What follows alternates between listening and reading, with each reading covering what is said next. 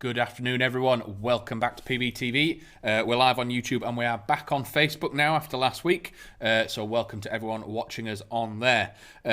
So this was due to be last week, but we delayed it until today purely because a lot of people have been asking about the gas one. We've got people asking about it now. But I've brought out the AEG MP7 from Umarex, so the H&K MP7.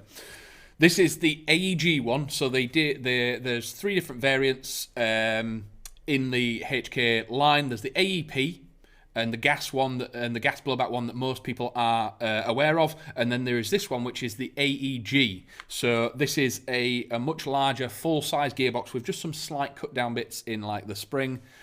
Stu, hope you're having a good day. I've got one of these in my hand, so definitely a good day for me. So we'll go through what this is capable of. We'll obviously compare it to maybe the gas blowback. It's not really comparable to the AEP version because it's much bigger, better, it's more powerful, it's much more accurate. It is pretty much a full version 2, not a version 2, but a full gearbox in here. The gas one is on Pixel Princess's list. Wait until the end of this because I've used both and I'm rapidly becoming more of a fan of this one. As much as the gas blowback one has the recoil, it has the feel of it, it's got its own version of bolt stop. This has bolt stop as well. The trigger response on this can quite easily compete with the gas blowback one. But yes, so what we'll do, I'll go through its external features and then we'll do a sort of deep dive into the pros and cons between the AEG and the gas one. So as you can see, I've put the correct front end on this. This is a separate item, but it does have a 12mm thread on the front. It does actually come with this style flash hider, and this flash hider does not fit with this. You have to use the flash hider that comes with it. So the standard bird cage needs to come off, and then you swap it out. This is QD, so simply pressing it, it does come off, and that's why you need to swap it to the other style flash hider. This does work with the AEG and the gas version, but only the Umarex ones because it is a 1-to-1 scale. Coming back, the front plate here, so if I do take this off, this is your battery compartment. Comes out and you get your mini Tamiya in there, and this whole top end is your battery compartment. Yes, it is small, but the tech inside here, the MOSFETs and everything, I've run full days with a single 800 milliamp battery and not had a problem at all. So get the right battery. Don't try squeezing something in that's a little bit too big because you'll struggle to get it on. And if the battery's too big, it might start popping this off. So yeah, it does have a small battery space, but it is built to do it. Reaper, that's lovely. What's she made of? So, with it being Umarex and the H&K licensing, everything is made out of a very, very, very sturdy polymer.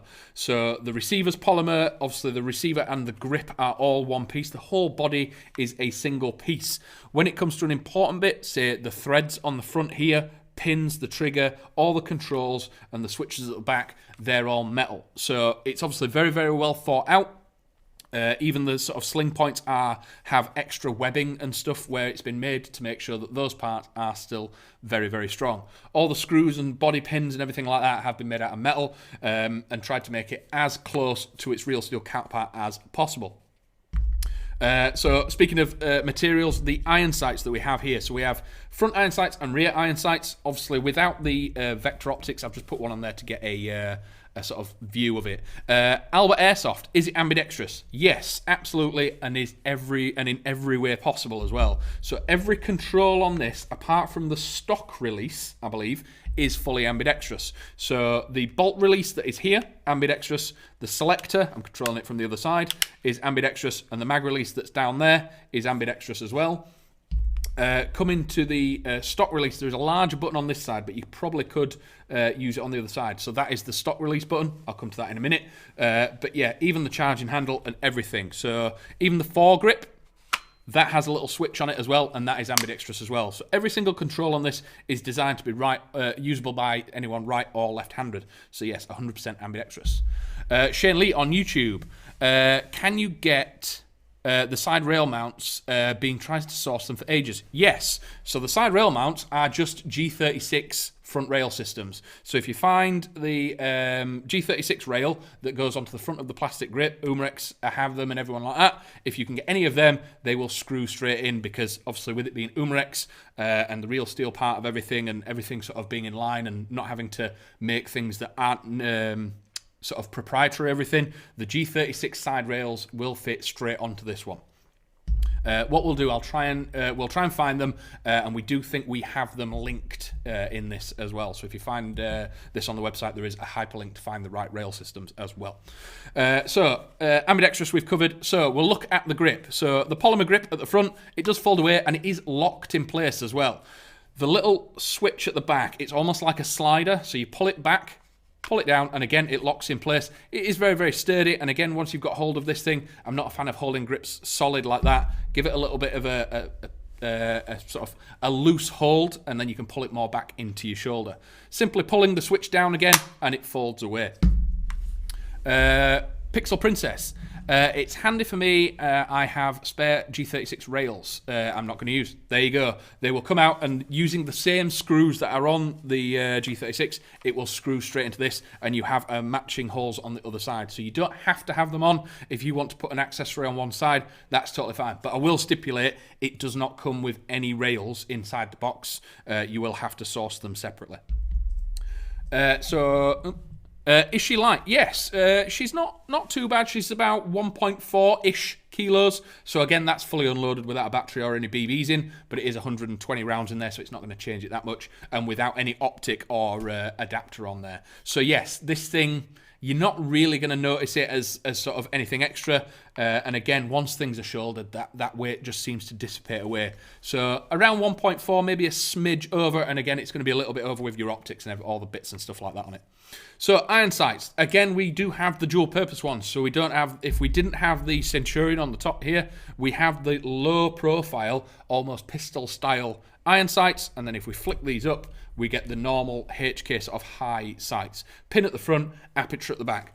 Personally, not a massive fan of the super tall iron sights, but again, it's airsoft. You're not really going to be using iron sights as a primary optic, but it is really good to have them.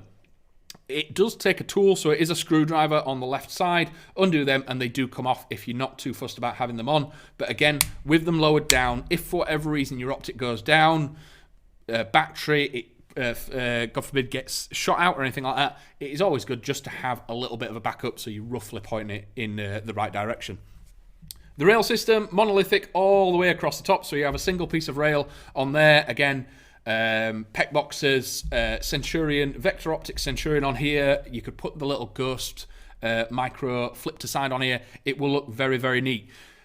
A lot of the times with the MP7s, they will look very cluttered when they're fully built, because you do have quite a short bit of rail section here, but there is plenty of space to fit anything you want on there. So again, PEC box, dot sight, and a magnifier, there is enough space, and there's probably still enough space to maybe fit the rear sight on. To fit a PEC box and everything on here, you will have to probably take the front sight off. Glasgow bills. On the gas blowback version, does the flash hider have a grub screw? If not, how do you remove it? No. So as far as I'm aware, I'll just quickly double check. So the flash hiders are the same. And this is one of the very, very, very, very few platforms that do not have grub screws on there. So when you take, you obviously don't have to take the front eft off because it's the gas blowback one. It is simply screw it off.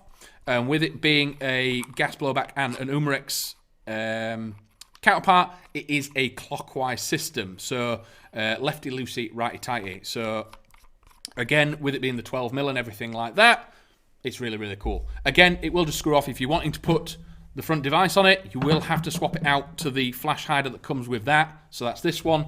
The one that comes with it in the box does not fit when you're trying to fit the QD system on the front. So there has been two versions of this, an older version, a Gen 1 in the past, and a Gen 2 now. The easiest way to tell is there a little button here. If it has that button, it's a Gen 2. It's had all the bits done to it. So this is a gearbox unlock button, so that if you are full auto and anything happens, you can just press that and it unlocks the gearbox. There were some teething problems with the Gen 1. There is now this Gen 2 one, and I've run this as hard and as fast as I can for many, many games, and it is still running absolutely fine. There is a lot of tech in here to protect it, and that's probably why. But again, we always say with our power limits, stick to that 7.4 LiPo. You're going to have fun. The response on this thing is pretty much, it's never going to be as close to the same as a gas blowback, but it is very, very good. That initial snap is absolutely awesome, and it is a massive benefit in CQB. And the full auto is ridiculous out the box for something so small and just standard. So looking at some controls, well, we'll go to sling points first. Paul Eastwood looking for sling points. So the little hooks that you see on the front, right and left, and at the back, right and left, and on the stock as well, they are the sling points. If you're wanting to fit a sling to this, I'd probably get some little sort of keyring eyelets or something like that, or a bit of paracord. Make yourself a separate loop to go through there before attaching your sling, because it's going to be very, very difficult to get a sling through them points anyway. If you do add a little bit of paracord, tie it off, it kind of makes it a little bit more forgiving with rotating it around, getting it into a better position. If you attach something directly to this, it's going to lock that first part of your sling off, and it's going to be very difficult to move. Again, it does have 6 points on it total, 2 on the stock, 2 on the back, and 2 on the front, so you do have a full range, and again, you can single or 2-point and do anything you like. If you wanted something slightly different, you could quite easily put the rail-mounted sling points on here as well and run it that way. With this thing being so light, personally, I probably wouldn't even bother putting a sling on this. I mean, I was just mentioning it earlier, it is only about 1.4 kilos, so super light, super maneuverable, and again, if you've got a sling on it, it might just hamper you more than you're going to get benefits from being able to transition shoulder to shoulder. I know there's a lot of slings out there that are designed to be able to cope with that, but not having a sling gives you a bit more freedom. Your only downside is if you ever want to drop this and go to a sidearm, you're going to just hold it in one hand. But again, this thing's so small, it pretty much is a sidearm. So we'll go on to some of the controls and some of the features that this thing has with making it operate properly. So once you've got a battery in this, if there's no mag in it, it will not fire. It has a bolt stop. If you put an empty mag in it, it will not fire. So you need multiple different things to get this to actually get a BB out of the barrel. This sort of rolls in 2 forms. So it does have almost 2 bolt stop systems in it, one in the mag and one inside the platform. So the magazine physically presses a switch inside to activate that part of it, and then the follower, if that is all the way up, there's a little magnet inside there that sets off a sensor, and that shuts it down as well. So if you are wanting to dry fire this, you need to push this sensor down and fire it off that way. Again, dry firing, it's not anything, but what I would suggest is if you have an empty mag, you do have a follower that comes out the top there, and there is a little magnet sensor in there. Once you've taken it out, make sure that is reset before you put it back in, because otherwise it might flop to one side and you might damage it. Again, once it's full, it may take a little extra slap to get it back in, but it is nice and positive. And again, that follower allows it to get every single BB out of the magazine. When you drop it out, you're not going to lose a couple. It will be fully dry, and you will get all 120 rounds out of it. So as you can see, would it be suitable for outdoors? Absolutely. So that's Ollie Jones on YouTube. I've run one of these outdoors. My other half's run it outdoors, and it is absolutely astonishing to say. It is such a compact platform. The BBs just fly straight and true. Out to a reasonably solid range. Maybe Airsoft meters are slightly different to other people's, but it's got a sort of a good kick to it. And even with the standard hop, 2.8 BBs, more than happy with it as it sits. Not even thinking about changing everything with it, the barrel, anything like that. I'm just going to run it as it is. I've not even considered changing anything on it because I'm just happy with how it runs. So, looking at controls, do you have a release date on the Crytek P90s? We have one on pre-order. My son's hoping to get it prior to going back to university. As far as I'm aware, there was a slight delay with getting them through customs and everything like that, but I would be very surprised if they're not here this week. I'm going to regret them words because of that question, but I'll put my hand up and say otherwise. But I'd be very surprised if they're not here this week. I really hope. Control. So we're currently in safe. We then have semi and then full auto all the way down the bottom. Again, it is an ambidextrous system, so it's quite easy to use it both hands. If we pull the charging handle back, It's a little bit awkward with the stock, but you can adjust the hop in there. Again, it's quite hard to get in there with fingers and gloves and everything like that. So try and do it before the game, maybe a pen or a little screwdriver or a little tool. Get it set, and then you're good to go. With the stock I was on about earlier, the little control here, pressing that, very, very minor spring tension on there just to kick it out a little bit, and then you can pull it all the way out into multiple different settings.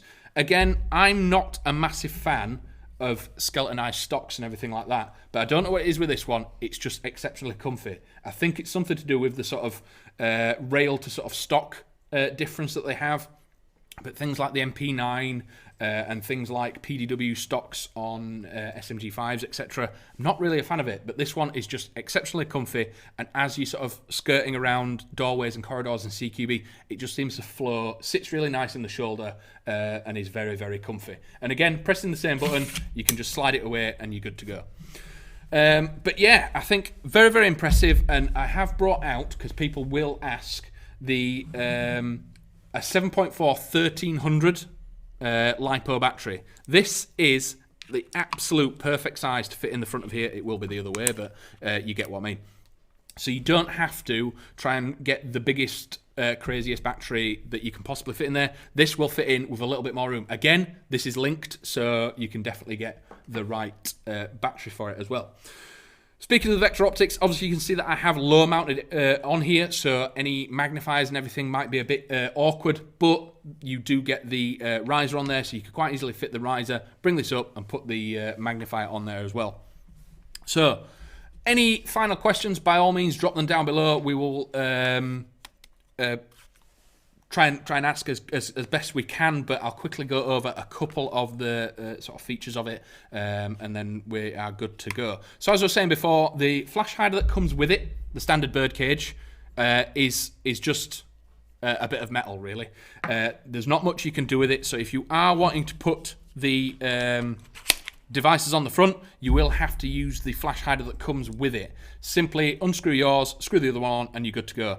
It's quite useful using something like this, because what it means is when you take that off, you can still quite easily get to your battery compartment, which is there, and fit your batteries in, and you're good to go. Coming a little bit further back, we do have the Ambidextrous grip, so you can drop that down and put it away. We do have flip-up front and rear sights that are pistol and high-rise, so you can go for both. And again, you've got plenty of rail systems for red dots, magnifiers, PEC boxes, etc. But yeah, super impressed with it. Luke Adams, will you refund if it breaks like the Gen 1s did? Yes, absolutely. If something breaks or if something's not as we've said it is, we will do absolutely everything we can to fix, replace, repair, absolutely anything. 100% confidence in these. I'd heard a lot of rumours about them shredding pistons, everything like that. And obviously we recommend 7.4 purely because of our power limits. But as far as I'm aware, I think we've had maybe one or two of these back. And that's not from them breaking, it's from players landing on them because they were running a little bit too fast. But I'm very, very impressed with these. Super keen on getting out with it more. I've run mine for 4 to 5 months now, and it's not even skipped a beat yet. What I'm more impressed with out of the gearbox to this is actually these things being able to keep up feeding. I thought that was going to be the problem. But no, the springs in these will quite easily feed 2.5s, 2.8s and keep up with the rate of fire that this thing's capable of. And again, it's not missed a beat. It's not skipped anything. I've had no dramas with the spring, the piston, the nozzle, absolutely anything. The standard hop unit in here is absolutely awesome. But yeah, super impressed with it. And with absolutely anything we send out, if there's a problem with it, contact us. We will fix or replace it to the best of our abilities, as long as it's not your fault. But yeah, so as I was saying earlier, it is fully ambidextrous with the bolt release at the front there, the fire select and the mag release. So again, I was saying earlier, it's got almost 2 bolt locks in here. So if there's no magazine in here, it won't fire. If there's an empty magazine in here, it won't fire, purely because there is the system in there. So it has to press a switch inside the platform, and that follower has to be down. If you're wanting to dry fire it, you need to press the bolt release down and you are good to go. So, I'm very impressed with it. I hope I've tried to put that across. If you haven't got one or haven't had your hands on one, I highly recommend you do. You will not be disappointed. The trigger response is awesome. The rate of fire is awesome. It is a very, very lightweight package, and it is a lot of fun. 128 rounds in the mags. 120 rounds in the mags. It is a lot of fun, and it sort of sits anywhere sort of 290 to 300 FPS in what is essentially a very, very small platform. But yeah. But this has been the Umarex MP7 AEG. I hope it has garnered some interest over the gas blowback one. It just gives you a bit more sort of longevity in game rather than having them 30 rounds. You've got 120 rounds. But if we are finished there, we'll be back again this week. Stick with us around 4 p.m. And we'll come back with some more live stuff. But if that's everything for today, I'll catch you in a bit and I'll see you tomorrow. Bye.